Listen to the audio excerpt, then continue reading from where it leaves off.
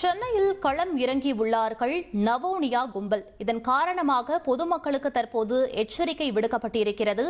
ரயில் பேருந்து நிலையங்களில் பயணிகளின் செல்போனை திருடும் நவோனியா கும்பலைச் சேர்ந்த 4 பேர் தற்போது கைது செய்யப்பட்டிருக்கின்றனர். ரயில் பேருந்து நிலையங்களில் பொதுமக்கள் எச்சரிக்கையுடன் இருக்குமாறு ரயில்வே போலீசார் தற்போது எச்சரிக்கை விடுத்திருக்கின்றனர். மேலும் விவரங்களை எமது செய்தியாளர் சசிதரன் வழங்க கேட்கலாம். வணக்கம் சசிதரன், இந்த செய்தி தொடர்பான முழு விவரங்கள் என பதிவு பண்ணுங்க.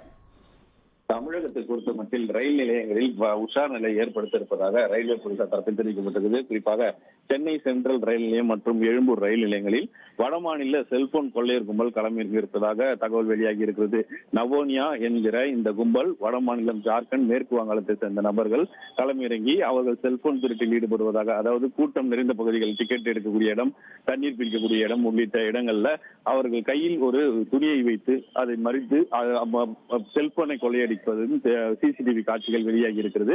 இந்த சிசிடிவி காட்சிகள் மூலம் அவர்கள் எங்கிருக்கிறார்கள் என்பது குறித்து ரயில்வே போலீசாரும் இருப்பு பாதை காவல்துறை அதிகாரிகளும் ஒரு சோதனைகளை மேற்கொண்டனர். அப்போது ஒரு சிறுவர் மெரினா கடற்கரையில் சுற்றித் இருந்தது தெரிய வந்திருக்கிறது.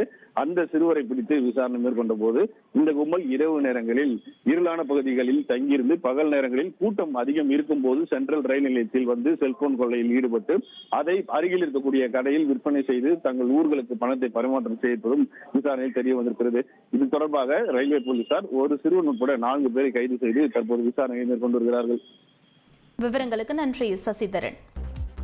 சிவகாசி வட்டாரத்தில் உள்ள பட்டாசு தொழிற்சாலைகளில் தீபாவளியை முன்னிட்டு பல்வேறு தொழில்நுட்பங்களுடன் தயாரிக்கப்பட்ட புதிய ரக பட்டாசுகள் அனைத்து தரப்பினர்களையும் பரவசப்படுத்தும் விதமாக அறிமுகப்படுத்தப்பட்டுள்ளது.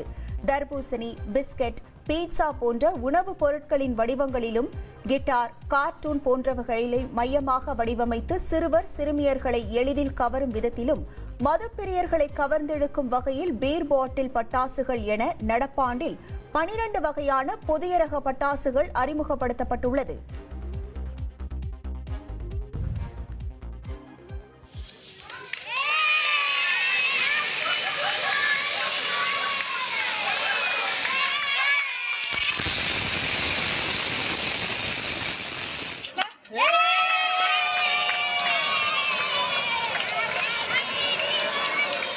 Bro, that's fair. Bro, அது மண்டல் bro.